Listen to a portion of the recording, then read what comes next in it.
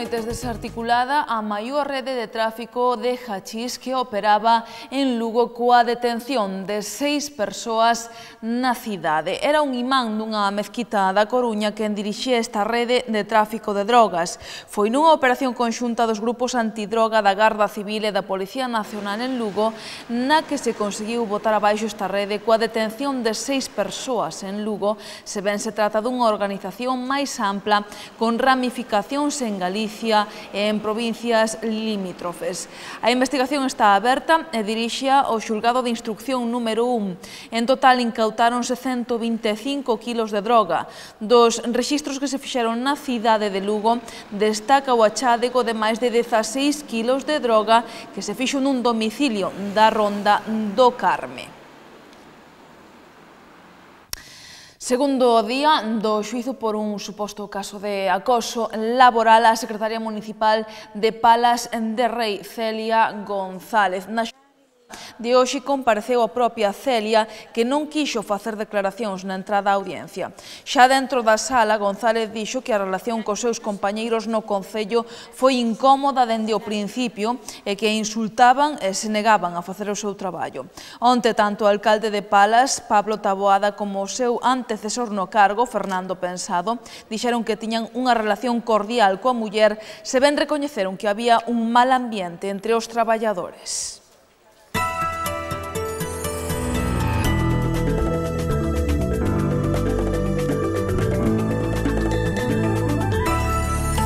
Tal e como xa apuntaban todos os indicios, Antonio Meijides será o novo voceiro municipal do Partido Popular no Concello de Lugo en sustitución de Jaime Castiñeira, que deixará este mes o consistorio despois de 18 anos como edil e 7 como voceiro. Así o confirmou na noite de onte o partido despois das reunións do Comité e da Executiva locais. Os vicevoceiros serán Enrique Rozas e Ana López Pombo. E seguimos falando de saídas da Corporación Municipal Lucense. Santiago Fernández Rocha, voceiro de Lugo Novo, tamén vende anunciar que deixa o seu posto e que en setembro voltará á súa profesión de mestre no Colexio de Abadín. Rocha abandou a primeira liña política despois dunha progresiva perda de confianza por parte da súa formación. A súa marcha tamén se fará efectiva no pleno do día 29, ao igual que a do popular Jaime Castiñeira. Esta mañá o voceiro do Goberno local, Miguel Fernández, cualificaba como mala esta noticia. Absoluto respeto ás decisións tanto dos concelleiros a nivel individual, por suposto, como dos outros grupos, pero eu atreviríame a dicir que é unha mala noticia. É unha mala noticia para o Concello, por os intereses do Concello, porque sí que teño que dicir que a actitud de Santiago Rocha foi sempre aberto a negociación, en actitud propositiva, de priorizar os intereses xerais da cidade por encima de calquera outra consideración, e nese sentido podíamos chegar a acordos ou non chegar a acordos, podía ser máis ou menos crítico dependendo dos asuntos, pero desde logo sí que hai que reconocer pois un esforzo de consenso, de chegar a acordos e de buscar puntos de encuentro en beneficio da cidade e dos ciudadanos e ciudadanas. Gestagua rectifica nas súas explicacións. Despois de recoñecer que analizou auga para outros concellos con medios da depuradora de Lugo, agora di que o fixo con medios propios e non do consistorio. Dende a empresa argumentan que iso é así porque no seu día fixeron unha inversión no laboratorio moito maior do que exixía o contrato. Aínda así, o goberno local descoñecía esa práctica e deu orde de parala abríndolle o expediente pertinente. O Concello de Lugo vende outorgar licenza urbanística para a ampliación e reforma do Colexio das Mercedes, unha obra que conta cun orzamento que supera os 310.000 euros. Este foi un dos acordos da Xunta de Goberno celebrada hoxe. Outórgase licencia urbanística para a reforma e ampliación do CEI das Mercedes, para a dotación de 4 aulas máis e tamén mellorar as condicións de accesibilidade con ascensor e rampas de acceso dende a vía pública.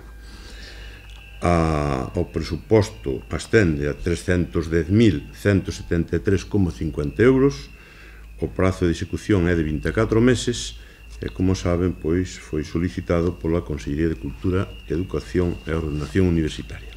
Acórdase prorrogar coa empresa Socamex o contrato de servicio de limpieza, reparación e mantemento e tamén conservación das fontes ornamentais do Concello de Lugo polo período entre 1 de 8 de 17 e o 31 de 7 de 18 e apróbase o gasto correspondente para facer fronte a esta prórroga que ascende a 14.718 euros. Tamén se aproba a contratación dun control de calidade da auga de consumo humano, da auga das fontes públicas non conectadas á rede de abastecemento e das piscinas municipais de uso público. Apróbase tamén o prego de cláusulas administrativas que rexerán a contratación. Isto é, pois por un contrato terá unha duración de 1 ano, prorrogable anualmente hasta un máximo de 2, e o orzamento máximo contratado, IVA incluído, ascende para a primeira manualidade a 13.779,48 euros. Neste caso, pois, valorouse únicamente a mellor oferta económica. Miguel Fernández tamén quixo saír hoxe ao paso das últimas declaracións do delegado territorial da Xunta en Lugo, José Manuel Balseiro, sobre que uso darlle ao cuartel de San Fernando. Fernández dixo que hai múltiples mostras de que o compromiso do goberno autonómico sempre foi levar ali o Museo da Romanización.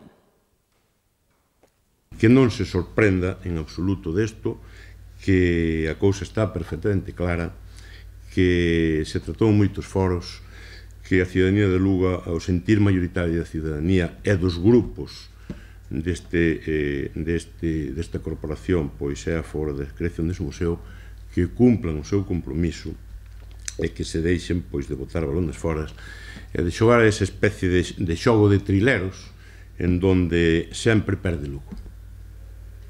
Sempre perde Lugo e os intereses dos ciudadanos de Lugo.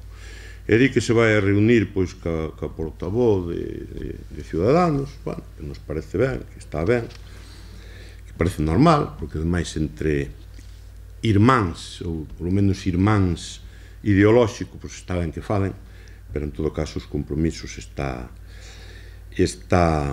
adquiridos, e o único que demostra é que, pois neste caso, o Grupo Ciudadanos, igual que fixo nos orzamentos do Estado, ou igual que fixo pois tamén na aprobación na investidura de Rajoy, pois actuou de tonto útil do goberno do PP. Por tanto, neste caso, pedimoslle por responsabilidade que, en vista dos acordos reiterados deste Concello, da Diputación Provincial, dos acordos do Parlamento da Xunta, etc., do sentir das asociacións, expertos, etc., e dos compromisos legalmente adquiridos, pois que, bueno, se lo piense e por responsabilidade que polo menos nos deixe aos demais libertade suficiente como para exigir a Xunta de Galicia que lle den solución dunha vez por todas a este tema.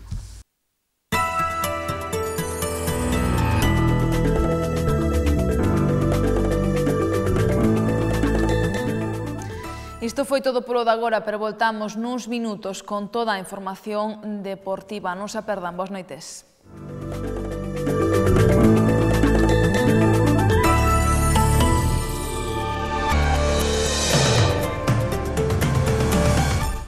A Gran Muralla, unha das sete maravillas. Tanta muralla, e resulta que rematastes 13 séculos despois que a nosa. Menos lobos, que aquí non pintades nada. Poida que en colores non veñamos pintando dende hai séculos, pero sen dúbida, de pintura sabemos un chisquiño. O si que vos tomades as cousas con calma, máis de 2000 anos, mi madriña.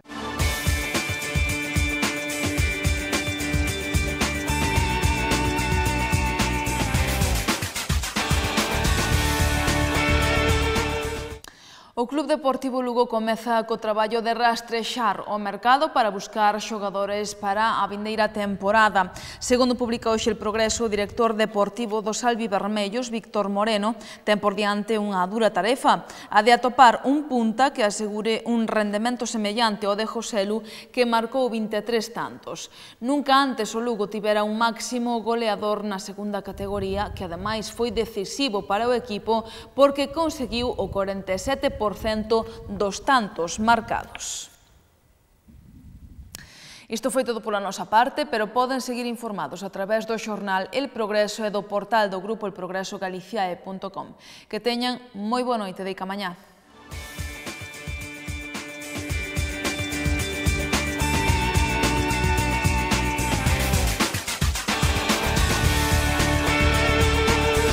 A Gran Muralla. Unha das sete Tanta muralla, e resulta que rematastes 13 séculos despois que a nosa.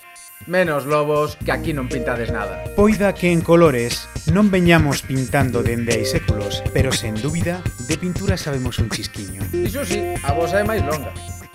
A muralla, digo.